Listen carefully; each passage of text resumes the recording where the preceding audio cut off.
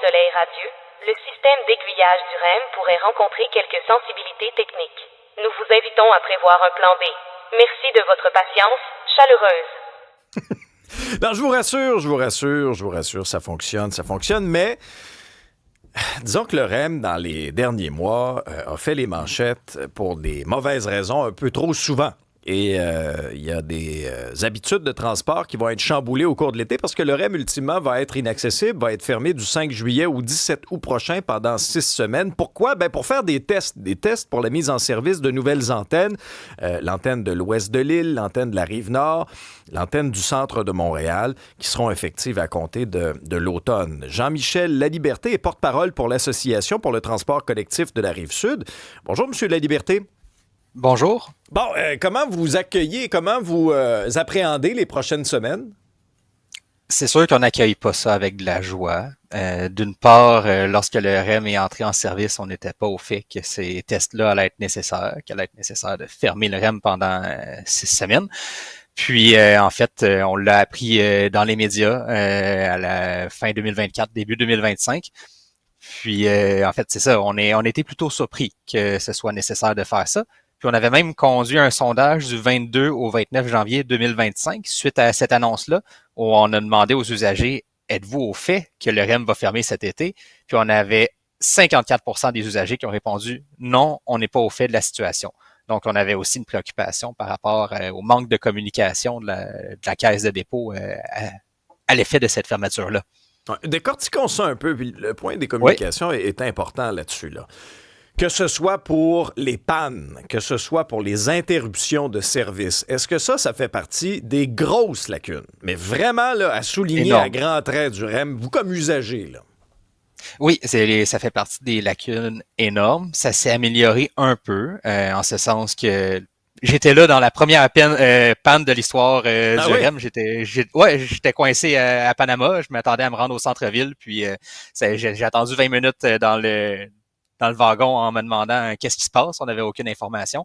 Ça s'est amélioré depuis le temps. Ceci étant dit, c'est quand même encore difficile d'avoir toute l'information synthétique directement à un endroit commun.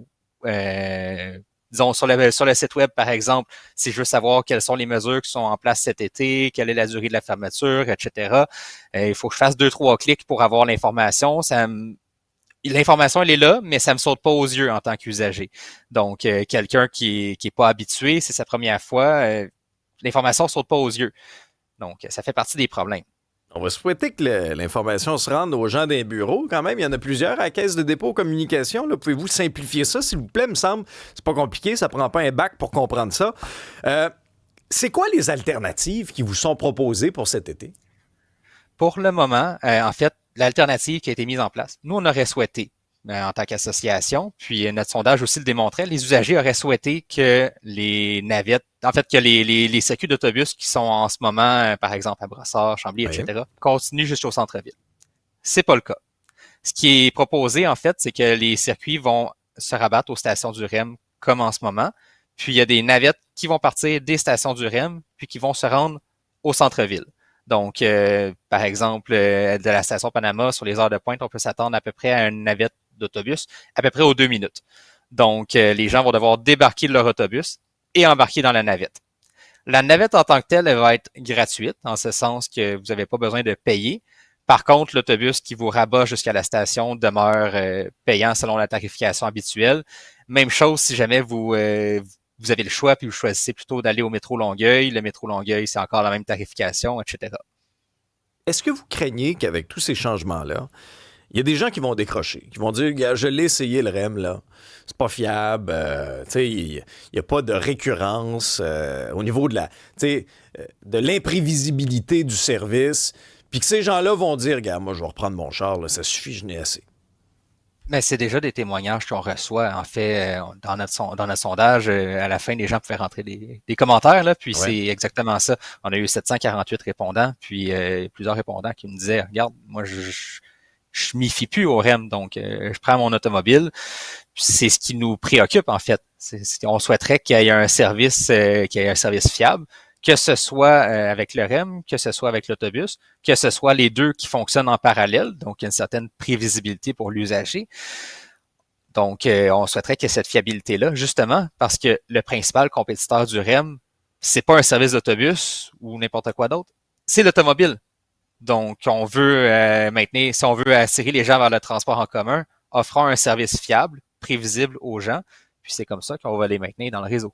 Ben, puis tu sais, c'est la moindre des choses, puis on est tous gagnants. Là. Plus le transport en commun fonctionne bien, ben on va, tu sais, on va enlever de la pression sur le réseau routier parce que dans certains cas, c'est pas toujours possible. Il y en a pour qui le transport en commun, c'est pas une alternative, notamment en raison des distances ou les heures de travail. Des fois, là, c'est pas possible. Alors moi, je suis en faveur d'un réseau de transport en commun qui est efficace, qui est bien rodé. Ajoutons à tout ça, M. Laliberté, le fait aussi que pendant 5 mois, la fin de semaine, le réseau n'était pas accessible. Oui, c'est fâchant pour l'usager. C'était pas accessible. Bon, accepté pendant le Grand Prix, ça a été accessible pendant quelques heures. La fin de semaine, c'est difficile à suivre, mais même pour moi, là, j'avais des surprises.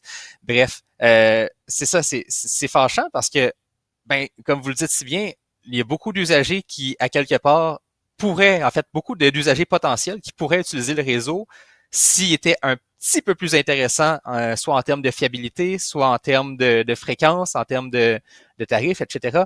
Puis si on a un service imprévisible la fin de semaine, en dehors des heures de pointe, ou même sur les heures de pointe quand on a à se déplacer, ben ça enlève un bon degré de confiance des usagers potentiels.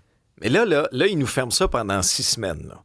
Ouais. On s'entend dessus quand cet automne, là, c'est mieux de marcher? Vos tests, là, ils sont mieux d'avoir été efficaces. Allez-vous avoir là, les attentes dans le plafond? Ben là, le 17 août, déjà, on trouve ça extrêmement limite. S'il avait dit début août, bon, OK, passe toujours. 17 août, on a une rentrée collégiale la semaine d'après. Donc, déjà, si on a une rentrée collégiale puis qui dépasse d'une semaine, ça va être le chaos. Si après ça, on dépasse de 2-3 semaines puis qu'on a une rentrée universitaire, le retour des gens au travail, etc., ça va être vraiment difficile. Il faut comprendre qu'un autobus, là, les navettes d'autobus, capacité limite théorique, 65 personnes. En pratique, 55, 60 personnes. J'ai déjà fait le test à un moment donné dans une navette, compter les gens, je n'avais compté 56, là, donc, puis l'autobus était parti. Donc, à 56, 60 personnes versus une rame de REM qui peut contenir 600 personnes, on est déjà fortement limite en matière de capacité. Si on doit excéder la capacité, ça va être fortement décourageant pour les usagers. Un risque de l'attendre longtemps, notre autobus, ou d'être très inconfortable, un petit peu serré. Hein? Jean-Michel Laliberté, vous êtes porte-parole pour l'Association pour le transport collectif de la Rive-Sud. On fera un suivi à l'automne, assurément, avec vous. Merci beaucoup.